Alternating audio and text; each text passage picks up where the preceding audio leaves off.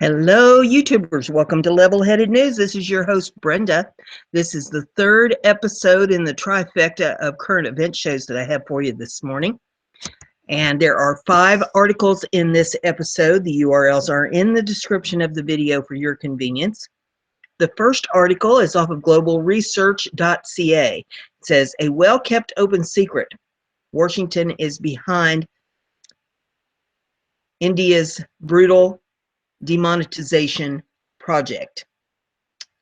In early November, without warning, the Indian government declared 2 largest denomination bills invalid, abolished over 80% of circulating cash by value. Amidst all the commotion and outrage this caused, nobody seemed to have taken note of the decisive role that Washington played in this.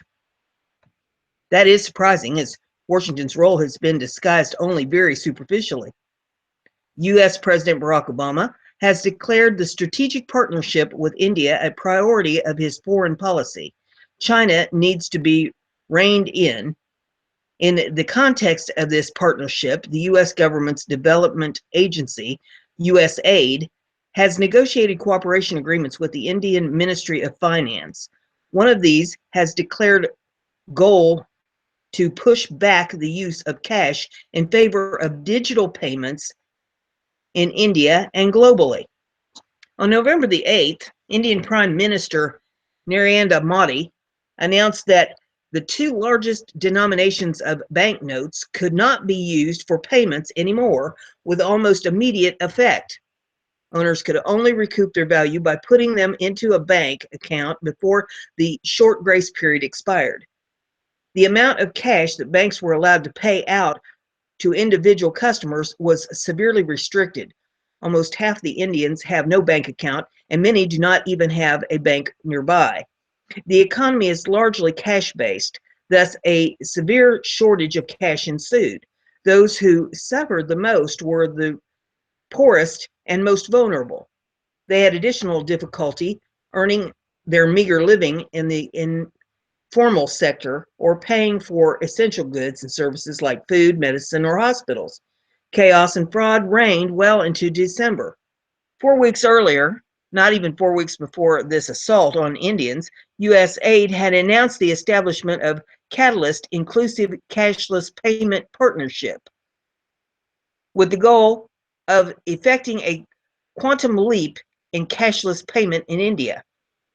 The press statement of October 14th says that Catalyst marks the next phase of partnership between USAID and Ministry of Finance to facilitate universal financial inclusion. The statement does not show up in the list of press statements on the website of USAID anymore. Not even filtering statements with the word India would bring it up. To find it, you seem to have to know it exists or stumble upon it in a web search. Indeed, this and other statements, which seemed rather boring before, have become a lot more interesting and revealed after November the 8th. Reading the statements with hindsight, it becomes obvious that Catalyst and the partnership of USAID and the Indian Ministry of Finance, from which Catalyst originated, are little more than fronts which were used to be able to prepare the assault on Indians using cash without arousing undue suspicion. Even the name Catalyst sounds a lot more ominous once you know what happened on November the 8th. Catalyst Director of Project Incubation is Alok Gupta, who used to be Chief Operating Officer of the World Resources Institute in Washington, which has USAID as one of its main sponsors. He was also an original member of the team that developed Aadhaar, the big brother-like biometric identification system. According to a report of the Indian Economic Times, USAID has committed to finance Catalyst for 3 years. Amounts are kept secret. Badal Malik was vice president of India's most important online marketplace, Snapdeal, before he was appointed as CEO of Catalyst. He commented, Catalyst's mission is to solve multiple coordination problems that have blocked the penetration of digital payments among merchants and low-income consumers. We look forward to creating a sustainable and replicable model. While there has been a concerted push for digital payments by the government, there is still a last mile gap when it comes to merchant acceptance and coordination issues. We want to bring a holistic ecosystem approach to these problems. 10 months earlier, the multiple coordination problem in the cash ecosystem that Malik mentions had been analyzed in a report that USAID commissioned in 2015 and presented in January 2016 in the context of the anti-cash partnership with the Indian Ministry of Finance. The press release on the presentation is also not in USAID's list of press statements anymore. The title of the study was Beyond Cash. Merchants, like consumers, are trapped in cash ecosystems, which inhibits their interest in digital payment, it said in the report. Since few traders accept digital payments, few consumers have interest in it. And since the few consumers use digital payment, few traders have an interest in it. Given that banks and payment providers charge fees for equipment to use or even just try out digital payment, a string of external impulse is needed to achieve a level of card penetration that would create multiple interest of both sides in digital payment options. It turned out in November that the declared holistic ecosystem approach to create this impulse consisted in destroying the cash ecosystem for a limited time and slowly dry it up later by limiting the availability of cash from banks for individual customers. Since the assault had to be a surprise to achieve its full catalyst results, the published Beyond Cash study and the propagandist of Catalyst could not openly describe their plans. They used a clever trick to disguise them and still be able to openly do the necessary preparations, even including expert hearings. They consistently talked of a regional field experiment that they were ostensibly planning. The goal is to take one city and increase the digital payments 10 times in 6 to 12 months, said Malik, less than 4 weeks before most cash was abolished in the whole of India. Not to be limited in their preparation on one city alone, the Beyond Cash report and Catalyst kept talking about a range of regions they were examining, ostensibly in order to later decide which was the best city or region for the field experiment. Only in November did it become clear that the whole of India should be the guinea pig region for a global drive to end the reliance on cash. Reading a statement of Ambassador Jonathan Addleton, USAID Mission Director to India, with hindsight, it becomes clear that the stealthily announced that when he said 4 weeks earlier, India is at the forefront of a global efforts to digitize economies and create new economic opportunities that extend to hard-to-reach populations. Catalyst will support these efforts by focusing on the challenge of making everyday purchases cashless. Veterans of the War on Cash in Action. Who are the institutions behind this decisive attack on cash? Upon the presentation of the Beyond Cash report, USA declared over 35 key Indian, American, and international organizations have partnered with the Ministry of Finance and USAID on this initiative. On the website catalyst.org, one can see that they are mostly IT and payment service providers who want to make money from digital payments or from the associated data generation on users. Many are veterans of what a high-ranking official of Deutsche Bank called the War of Interested Financial Institutions on Cash in German. They include the Better Than Cash Alliance, the Gates Foundation, Microsoft, Almadyar Network, eBay, the Dell Foundation, MasterCard, Visa, MetLife Foundation. The Better Than Cash Alliance. The Better Than Cash Alliance, which includes USAID as a member, is mentioned first for a reason. It was founded in 2012 to push back cash on global scale. The Secretariat is housed in the United Nations Capital Development Fund, or UNCDP, in New York, which might have its reasons in, or try that again, which might have its reason in the fact that This rather poor small UN organization was glad to have the Gates Foundation in one of the 2 preceding years and the MasterCard Foundation in the other as its most generous donors.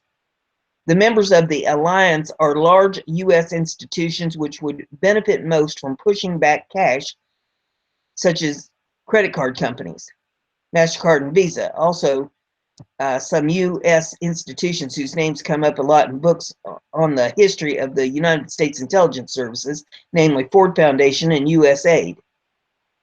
A prominent member is also the Gates Foundation. Amador Network of eBay founder Pierre Omidyar and Citi are important contributors. Most of all, these are individually also partnered in the current USAID India initiative to end the reliance on cash in India and beyond. The initiative and the Catalyst program seem little more than an extended Better Than Cash alliance, augmented by the Indian and Asian organization with strong business interests in a much decreased use of cash. Reserve Bank of India's IMF Chicago boy. The partnership to prepare temporary banning of most cash in India coincides roughly with the tenure of the Raghuram Rajan at the helm of Reserve Bank of India from September 2013 to September 2016. Rajan, 53, had been and is now again economics professor at the University of Chicago from 2003 to 2006. He'd been chief economist of the International Monetary Fund, the IMF, in Washington.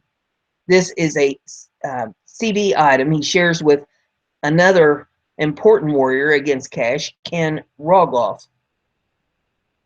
He is member of the Group of 30, a rather shady organization where high-ranking representatives of the world major commercial financial institutions share their thoughts and plans with president of the most important central banks behind closed doors and with no minutes taken.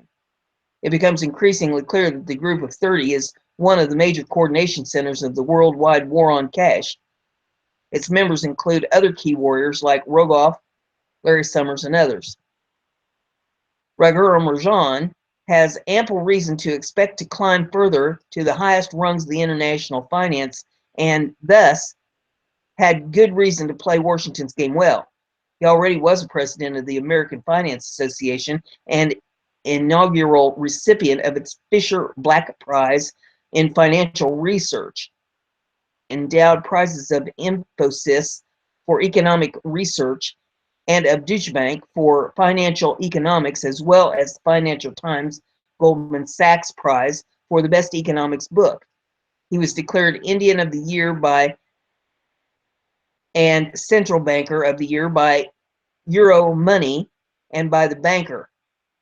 He is considered a possible successor of the Christine Lagarde IMF, but can certainly also expect to be considered for other top jobs in international finance. As central bank governor, Rajan was liked and well respected by the financial sector, but very much disliked by the company people from the real producing sector, despite his penchant for deregulation and economic reform. The main reason was the restrictive monetary policy he introduced and staunchly defended.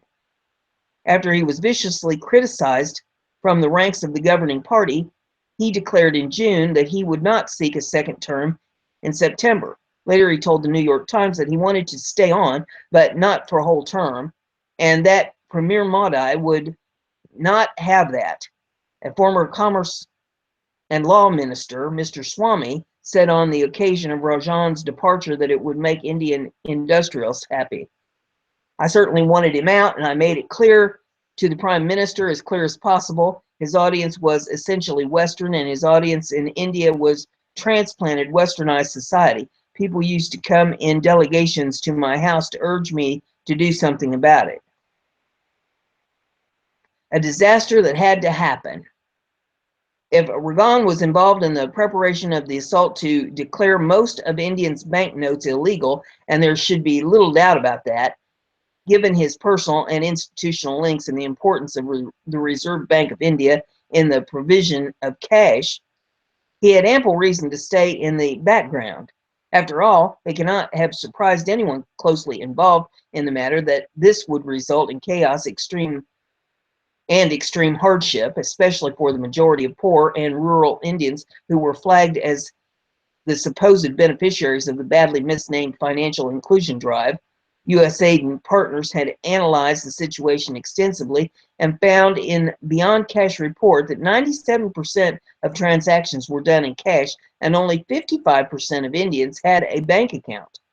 They had also found that even of these bank accounts, only 29% have been used in the last 3 months. All this was well known and made it a certainty that suddenly abolishing most cash would cause severe and even existential problems to many small traders and producers and to many people in the remote regions without banks. When it did, it became obvious how false promise of financial inclusion by digitalization of payments and pushing back cash has always been. There simply is no other means of payment that can compete with cash and allowing everybody with such low hurdles to participate in the market economy. However, for Visa, MasterCard, and the other payment service providers who were not affected by these existential problems of the huddled masses, the assault on cash will most likely turn out a big success, scaling up digital payments in the trial region. After this chaos and with the losses that they had to suffer, all business people who can afford it are likely to make sure that they can accept digital payments in the future, and consumers who are restricted in the amount of cash they can get from banks now will use opportunities to pay with cards, much to the benefit of Visa, MasterCard, and the other members of the extended Better Than Cash Alliance. Why Washington is waging a global war on cash. The business interests of the U.S. companies that dominate the global IT business and payment systems are an important reason for the zeal of the U.S. government in its push to reduce cash use worldwide. But it is not only one, and it might not be the most important one.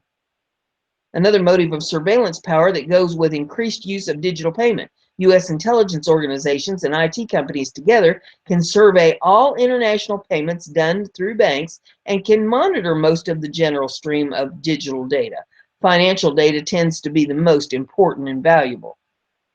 Even more importantly, the status of the dollar as the world's currency of reference and the dominance of U.S. companies in international finance provides the U.S. government with tremendous power over all participants in the formal non-cash financial system. It can make everybody conform to American law rather than to their local or international rules.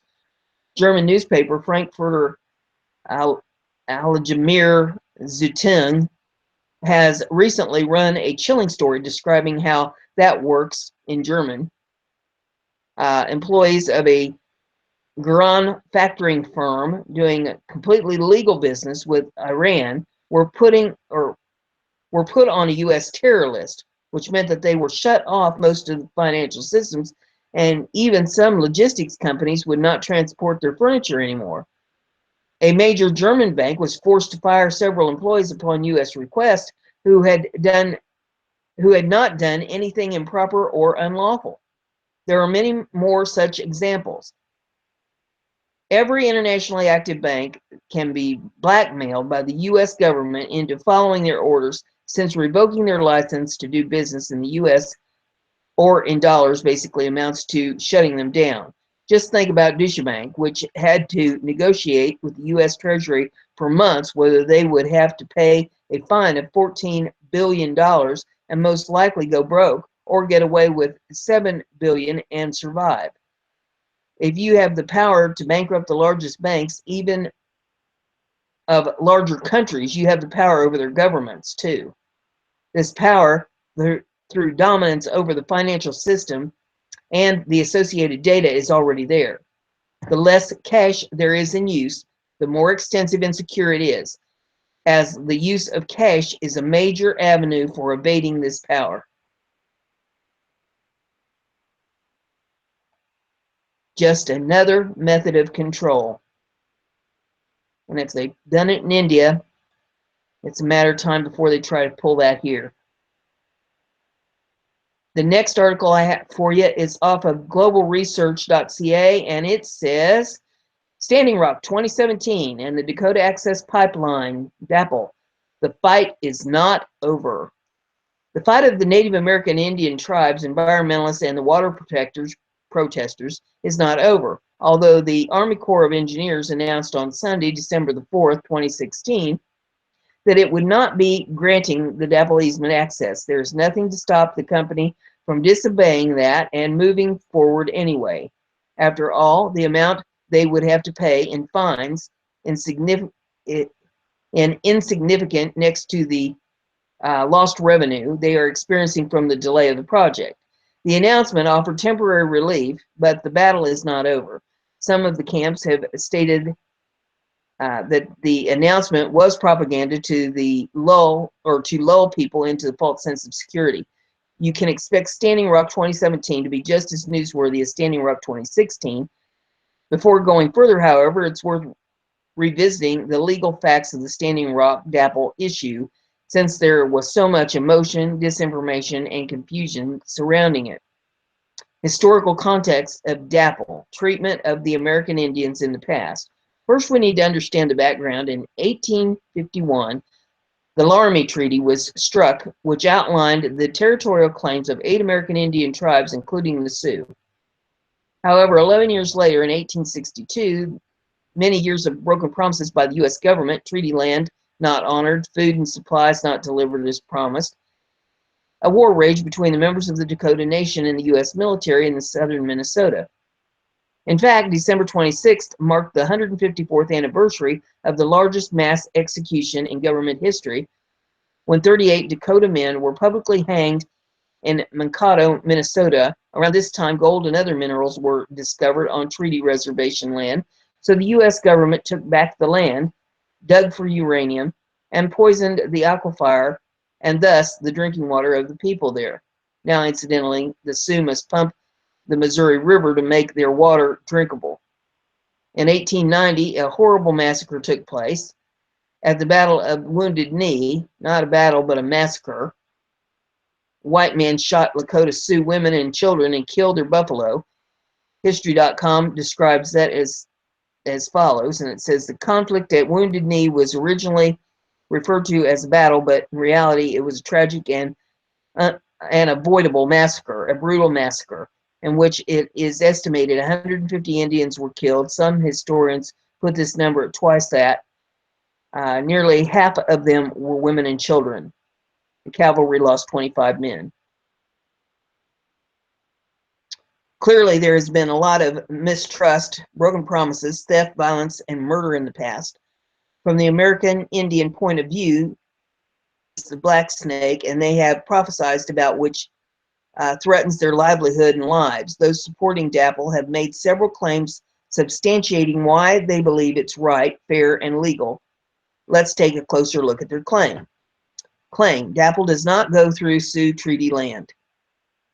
This technically is true, but overall very misleading. Yes, the DAPL runs adjacent and parallel to an older 1982 pipeline in the same place. The pipeline passes by a point about 500 feet from Sioux land. Obviously, if some kind of oil spill were to occur, the probability is almost 100% that it would affect American Indian land. How could it not, being that close? The Lakota Sioux on Pine Ridge used to depend upon Agalia aquifer for their drinking water, but since the uranium contamination, they now pump water from the Missouri River. They have had their drinking water permanently poisoned from resource extraction in the past. Clearly, it's fair for them to protest a pipeline right next to them with such a potential of disruption of danger to their lives. And if you think that pipelines are safe, look at the next claim. Pipelines are safer to transfer oil than trains and other overland methods. Another technically true but misleading point. Pipelines may be safer than other methods, but they still break and spill. Just in case you think the domestic American oil spills are an unlikely event, consider this. Only around 4 weeks ago, another oil pipeline in North Dakota, not the DAPL, but a different one around 150 miles from Standing Rock, spilled into a creek. This happened at Ash Coulee Creek in North Dakota. 176,000 gallons of oil were spilled, which contaminated around 5.4 miles of the creek. Oil is dirty fuel. These kinds of accidents are bound to happen. The more a country relies on oil, the more accidents it can expect to have. Did you know the Keystone XL pipeline leaked 12 times in its first year of operation? In fact, there have been thousands of documented oil spills and pipeline breaks averaging 31,500 barrels per year, according to its source, in the USA alone in the past 15 years. That is an astonishing figure and truly goes to show that there is no way safe to transport oil. This doesn't even include hundreds of undocumented spills that were not told about. Claim. The Sioux were given a chance to voice claims but didn't negotiate. Both DAPL and the Army Corps of Engineers have been claiming that the Sioux tribe didn't respond in a timely way to their request for negotiation and consultation. Clearly, there was a huge communication breakdown. Whose fault was it? It's very difficult to determine. The article, Everything You Need to Know About Standing Rock, summarizes the situation, and that says, when it all comes down, though, the tribe was not involved in the process. Whose fault that is, well, it depends on how you look at the world, really. The Corps and DAPL made significant effort, but the tribe also doesn't have the money, means, or special training that the organizations have. This causes some pretty significant imbalance.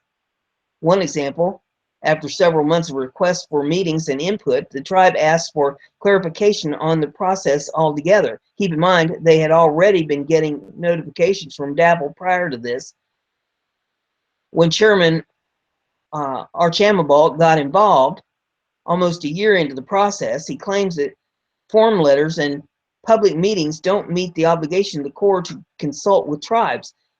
In the final months, there is confusion over the Army Corps of Engineers jurisdiction and their completion of necessary research and inclusion.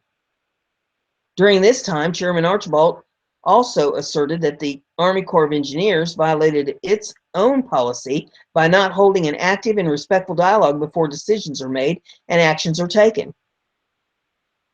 Claim. No archaeological evidence DAPL is going through burial grounds. There are more disputes in this area too, with DAPL claiming the pipeline doesn't go through burial grounds. Unlikely. Right after the tribe submitted burial evidence to the court, the DAPL jumped 25 miles and started plowing a new area with bulldozers. Why? To eliminate evidence, Waterkeeper Alliance lawyer Daniel E. Estree was outraged at Dakota Access LLC for these actions. And that says, based upon these reports from the Standing Rock Sioux Tribe's lawyers on Friday, September the 2nd, the tribe provided to the federal court in Washington, D.C., specific locations along the planned pipeline route where evidence of sacred burial and other culturally important sites had been identified by experts. The tribe's intent was obviously to protect these irreplaceable sacred sites by requesting that the court consider them in connection with a pending motion for a preliminary injunction on which the ruling expected by this Friday. Shockingly, the day after the tribe notified the court of the specific locations of the sacred sites, and knowing the tribe would not be able to get into court over Labor Day weekend, Dakota Access LLC sent work crews with bulldozers and other heavy equipment out to the very locations that had been identified by the tribe and physically destroyed them. If these allegations against the pipeline company are true, in the 23 years that I have practiced and taught environmental law, I have never seen such an outrageous, unconscionable, and bad faith abuse of the legal process. It also plainly demonstrates that, contrary to the pipeline company's spin, it is the company, not the tribe, that is the aggressor here.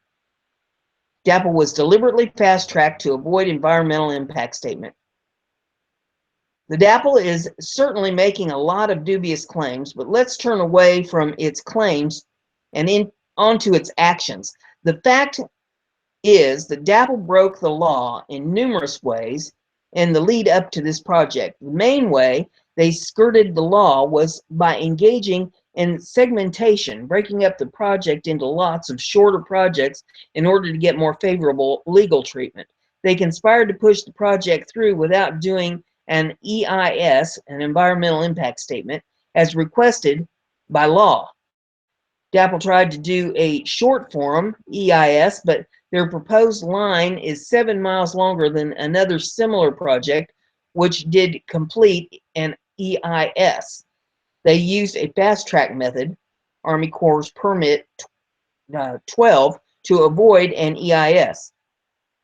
The permits for the Dakota Access Pipeline Project, DAPL, were granted using the Army Corps Nationwide Permit 12, a fast-track permitting process that has allowed the oil and gas industry to build numerous fossil fuel pipelines across the country, even on private property, without any project-specific environmental review or public input process.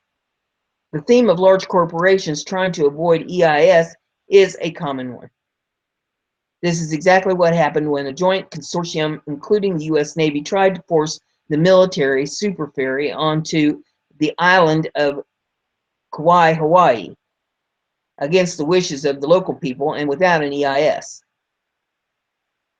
The consortium was headed by John Lehman, a member of the Nikon PNAC group that agitated for the 9/11 before it happened, due to direct action and the bravery of many surfers who jumped in the water and blocked the ship from docking.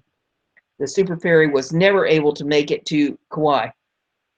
The common theme is undeniable. Large corporations have a habit of avoiding the responsibility of conducting a thorough environmental impact assessment regarding their plans, obviously because they don't want scrutiny of their actions and for the public to realize just how much the corporation's activities will affect the land, air, water, etc. Another question worth asking is this: why was the pipeline moved from going through Bismarck, where it was originally planned, to going through native land? Is it because Bismarck's residents are whiter and have more political power, and thus a government that is less likely to cross them than a more disadvantaged and less politically powerful section of society?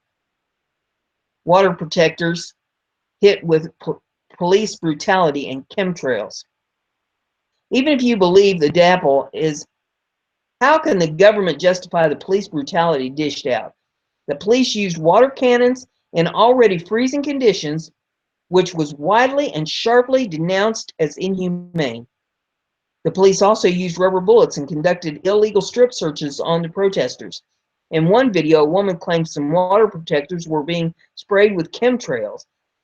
There have also been unverified reports of cell phone jamming. Standing Rock 2017 will continue. Standing Rock may have temporarily disappeared from the headlines, but the fight is not over. You can be sure that the oil company is either continuing anyway and paying the relatively low fines or considering doing so. There are 3 different camps at Standing Rock: Oseti, Hawaii, the main camp north of the Cannonball, Rosebud at Sacred Stone on the south of the Cannonball, and they have not always been in good communication with each other, so it has been hard to verify information. Ever since the December 4th announcement, the elders, such as Chairman David Archibald, in this video have asked supporting people to go home because of the bitter cold and to make the camps more sustainable.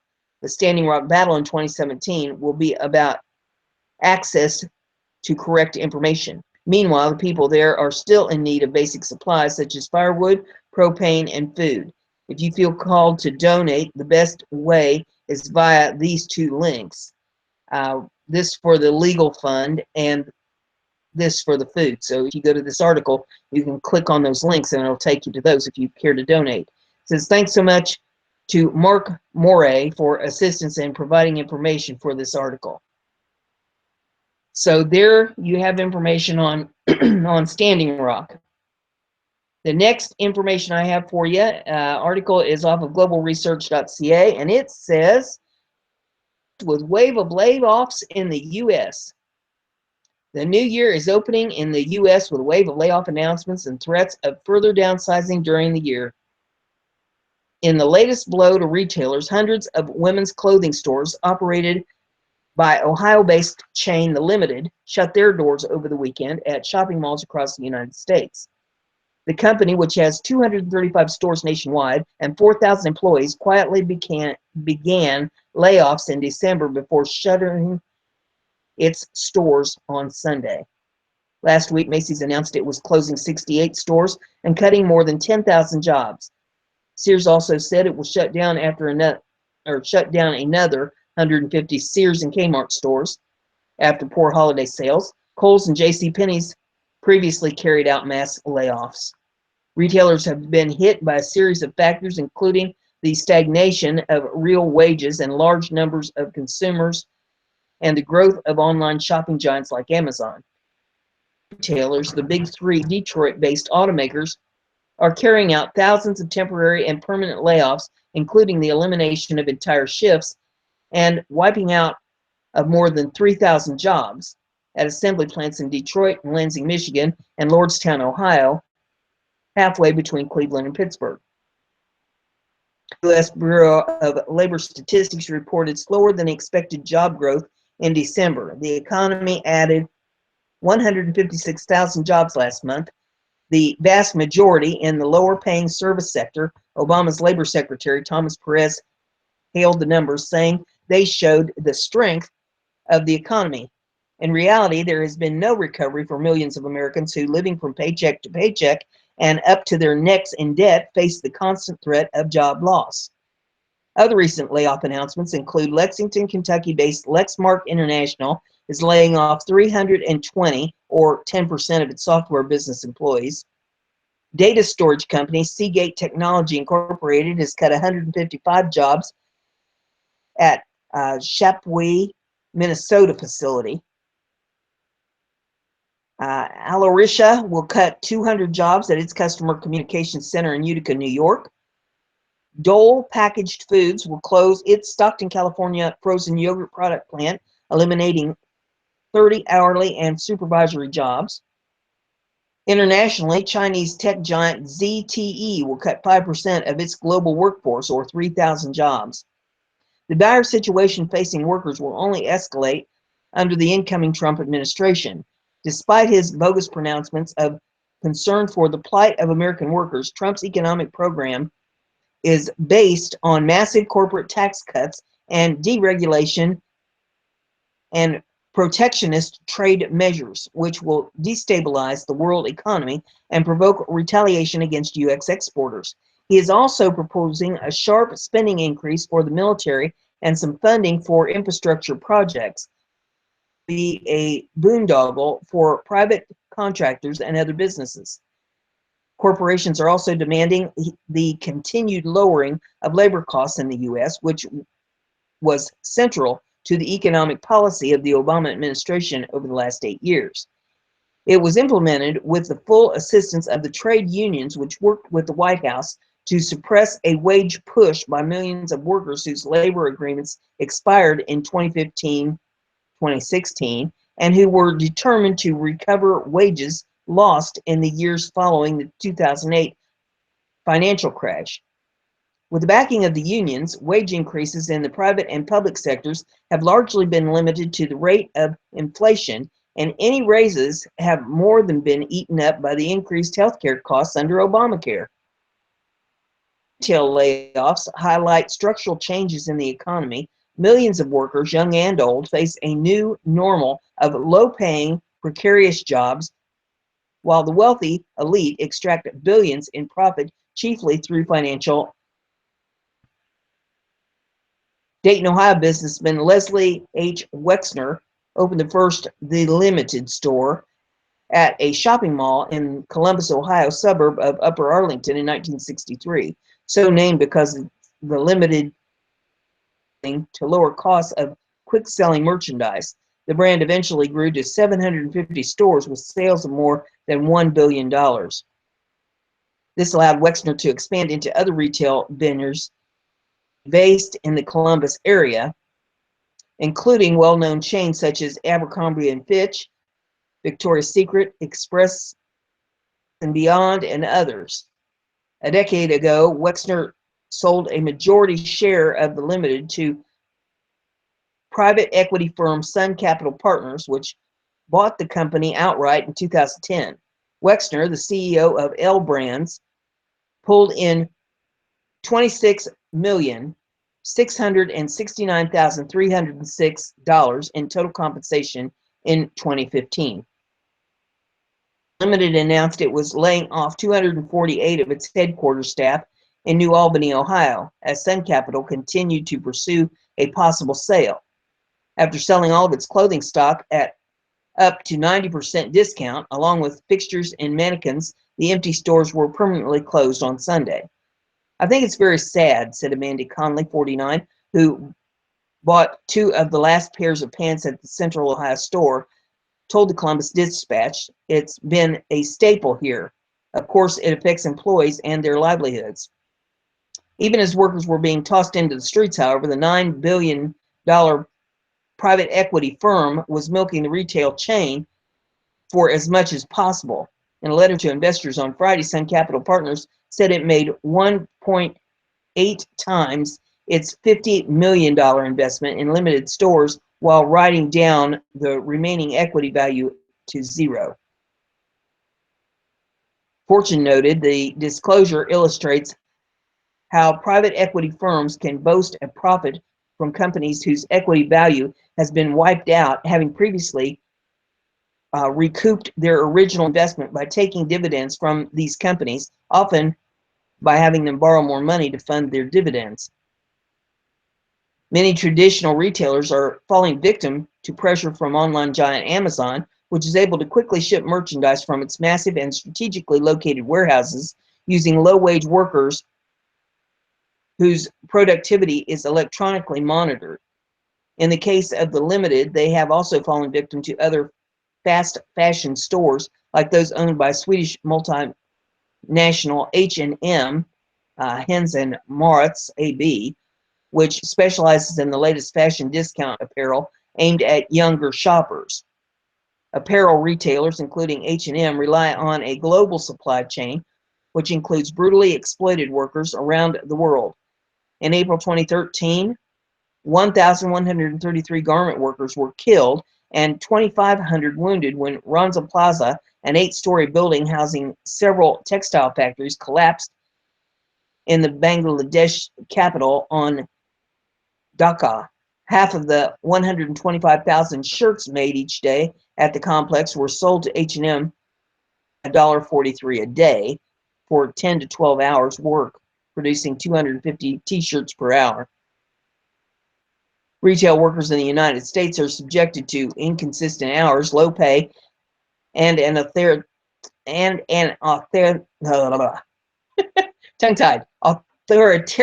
atmosphere at work. Most are on-call employees who must phone in or wait for a call from a manager to find out their schedules.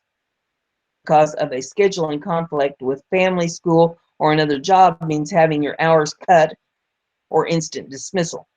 The retail industry as a whole employed around 16 million workers, up more than 9% since 2009.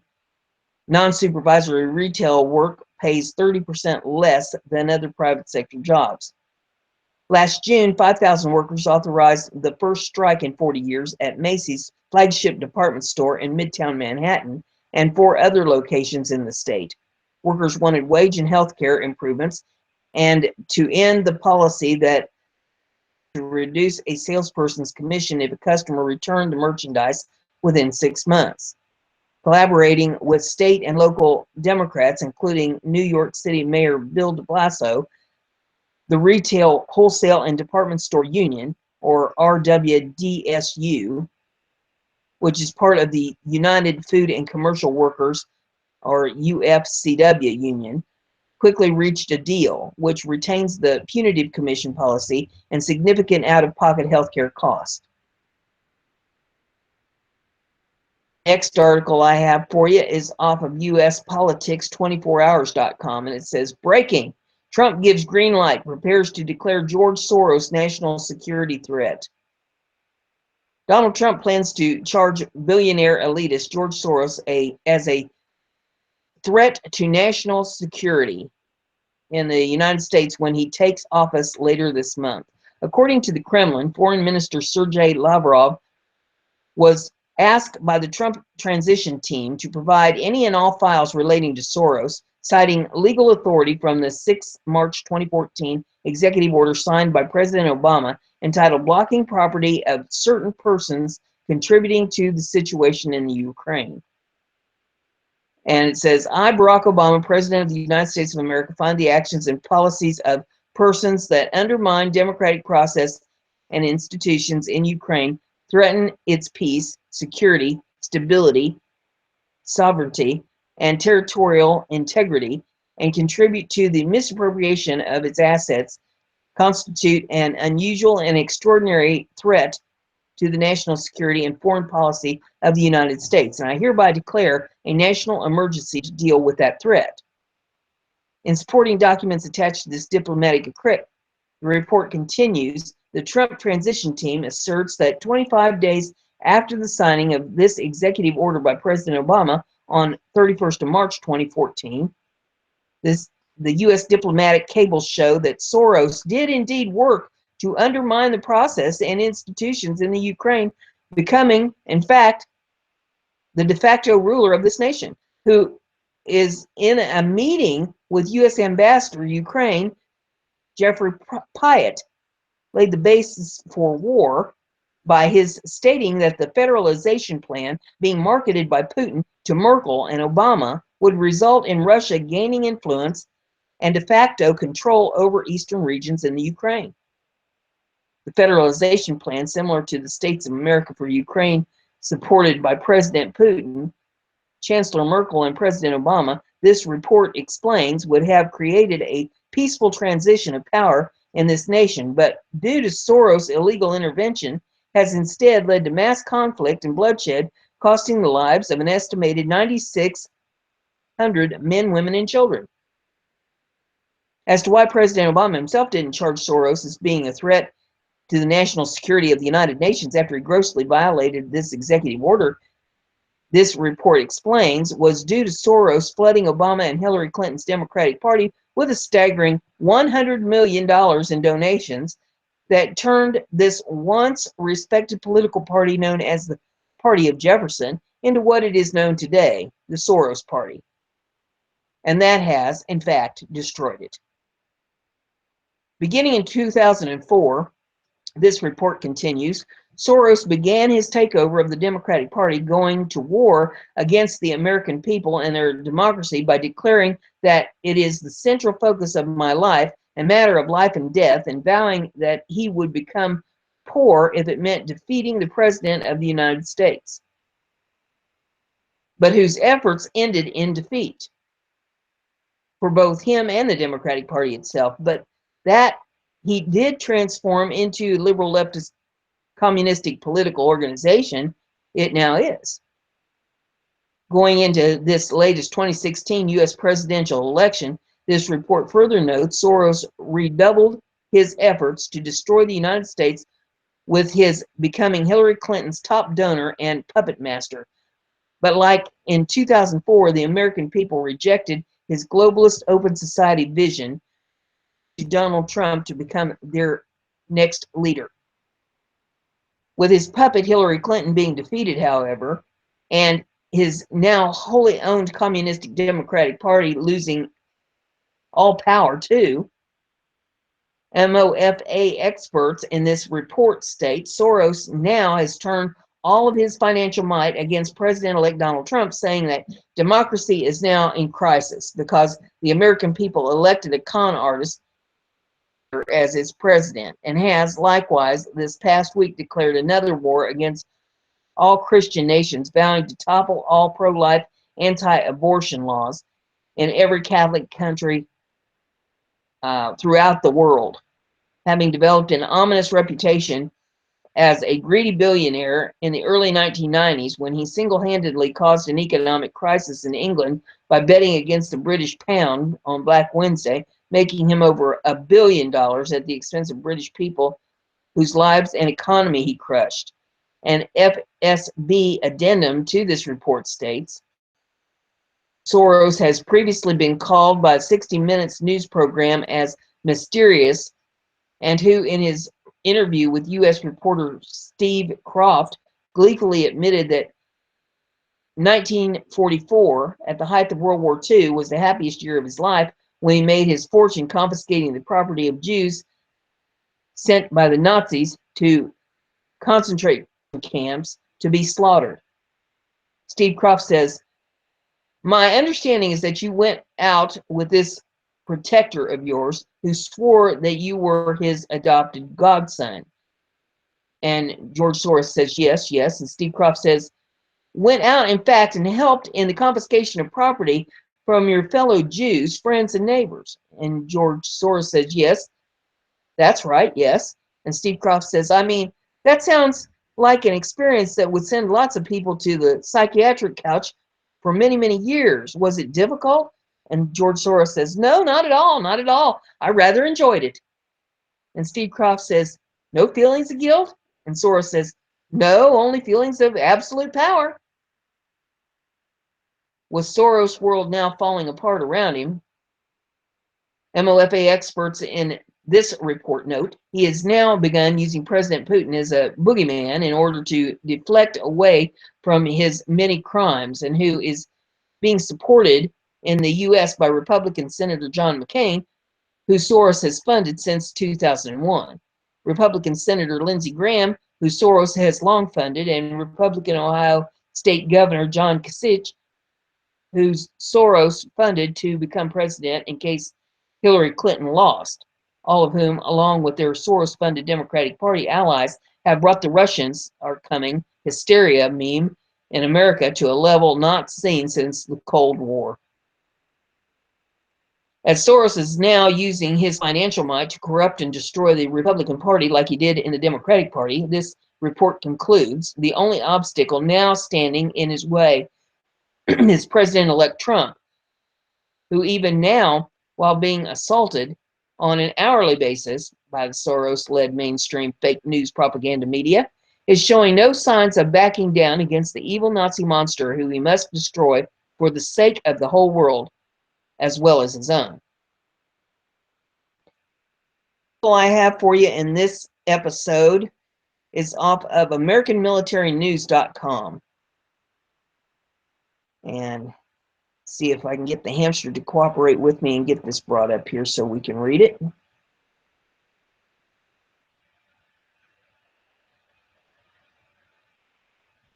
Poor little hamster. And there's some ads trying to play, so we'll have to try to get those shut down here.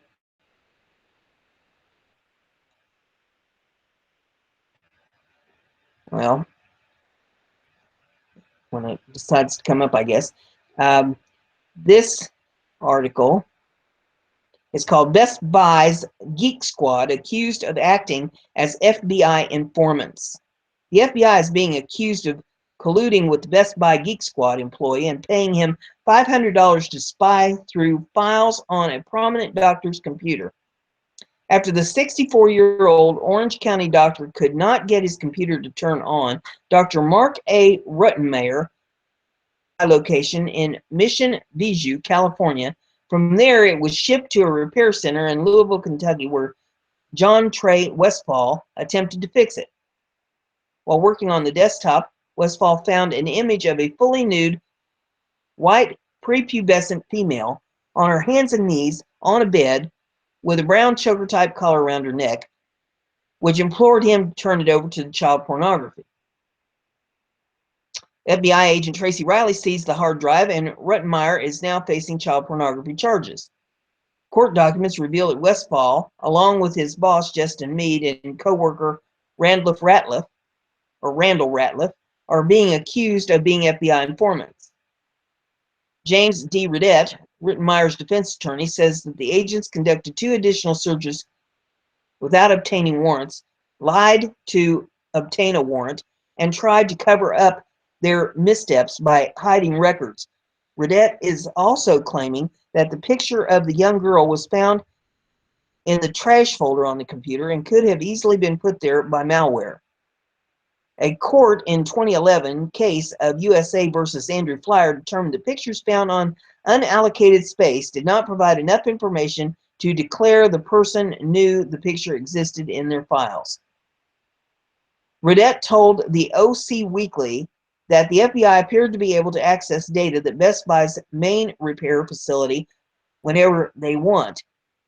And that claimed that the FBI and Best Buy made sure that during the period from 2007 to the present, there was always at least one supervisor who was an active informant.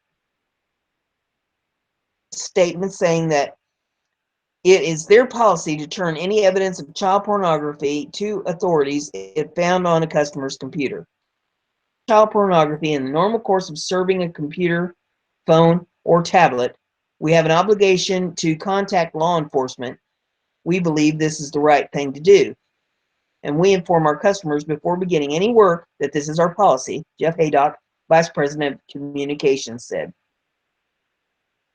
That's all I have for you in this episode, and that is the final current events episode for today. If I get any breaking news or anything that warrants a special edition, I'll be bringing that to you. But as far as I know right now, this is it. I've cleared the decks. If you like what we're doing, give it a thumbs up, share it on your social media, be sure and subscribe.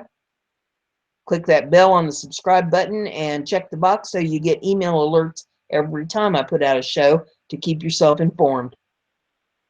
We'll see you later. Have a great day.